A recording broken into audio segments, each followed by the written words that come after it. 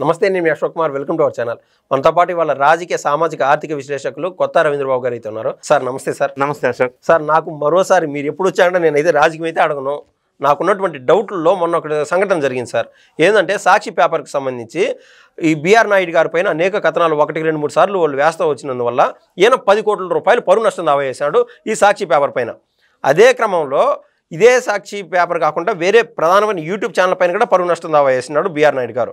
ఇప్పుడు నా ప్రధానమైన డౌట్ ఏంటంటే సార్, 10 కోట్ల రూపాయలు నా పరువుకు సంబంధించి ఇంత కట్టాలని చెప్పి ఆయన ఏ విధంగా బేస్మెంట్ చేయగలుగుతారు దాన్ని? ఇప్పుడు మనం వైఎస్ఆర్ కాంగ్రెస్ పార్టీ మీద పరువు నష్టం దావా వేశాడు.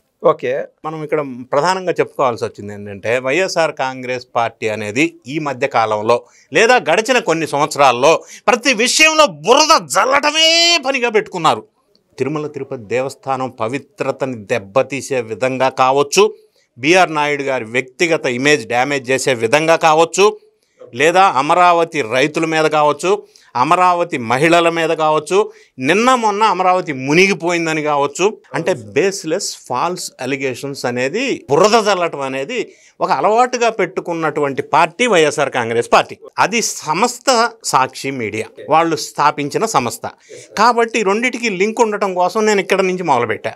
సో ఆ మీడియా వాళ్ళు ఇట్లానే రకరకాల వాళ్ళకి ఏది అనిపిస్తే అది దుష్ప్రచారం చేస్తూ వచ్చారు. ఫర్ ఎగ్జాంపుల్, అమరావతి మీద ఆ మీడియాలో జరిగిన చర్చ, కేసు పెట్టడం, జైలుకి వెళ్ళటం, రావటం, ఇవన్నీ మనం చూసాం.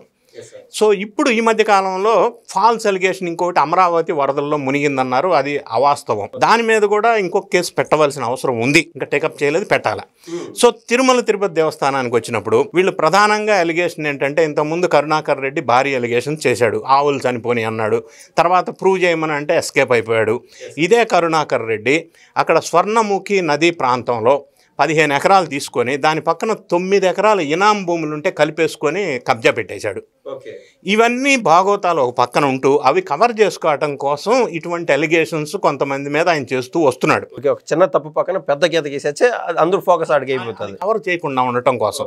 సో ఇప్పుడు మీరు అడిగారు మరి సాక్షి మీడియా మీద పరువు నష్టం దావా విషయం. సాక్షి మీడియా కావచ్చు, యూట్యూబ్ ఛానల్స్ కొంతమంది కావచ్చు, బేస్లెస్ అలిగేషన్ చేయడం అనేది సర్వసాధారణం అయిపోయింది ప్రస్తుతం ఉన్న ట్రెండింగ్ వరల్డ్లో.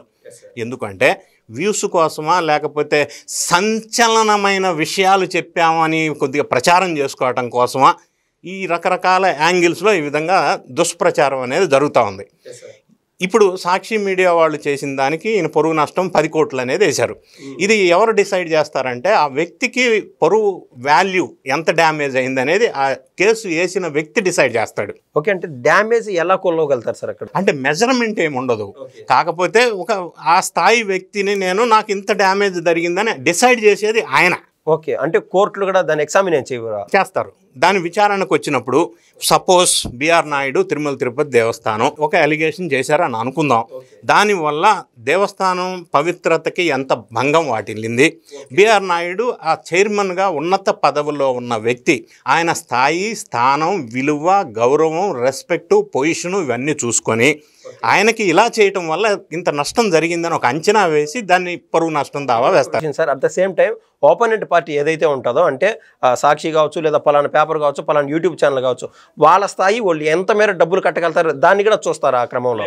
ఈయనకు ఉన్న పరువు నష్టం మాత్రమే వాడు కట్టినా, వాడికి ఉన్నా లేకపోయినా తెచ్చి కట్టాలా.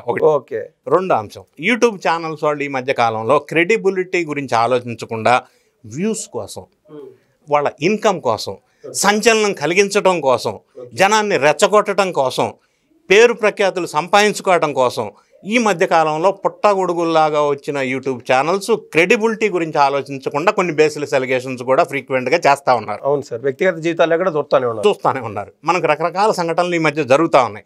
దీని మీద పెద్ద రచ్చ అయింది. తెలంగాణ ప్రాంతంలో కూడా కొంతమంది జర్నలిస్టులను అరెస్ట్ చేసిన సంఘటన కూడా మనం చూసాం.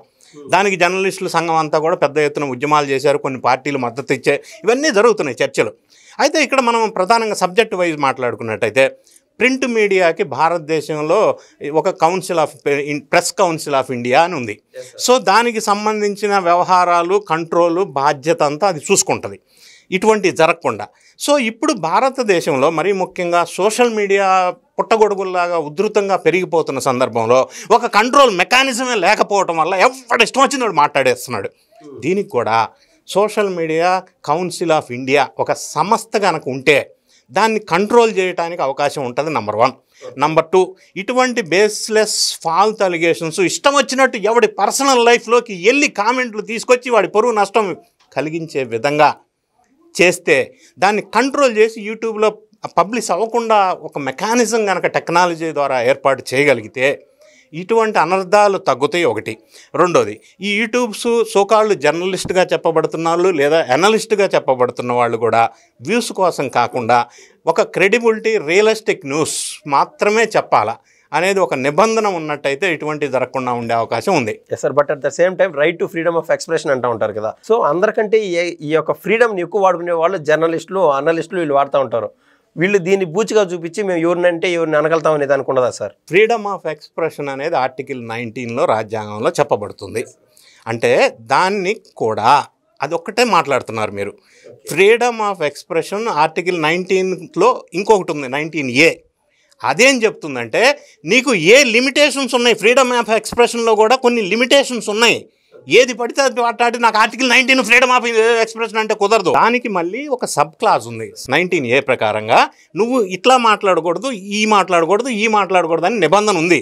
అది మనం పక్కన పెట్టి అది కన్సిడర్ చేయం. ఫ్రీడమ్ ఆఫ్ ఎక్స్ప్రెషన్ అనేది పడితే ఇష్టం వచ్చినట్టు మాట్లాడటం మాత్రమే కన్సిడర్ చేస్తున్నాం. రాజ్యాంగంలో కూడా అట్లా లేదు అనే విషయాన్ని మనం గమనించాలి. విలువైన సమాచారాన్ని మాకు అందించేందుకు ధన్యవాదాలు సార్. Thank you.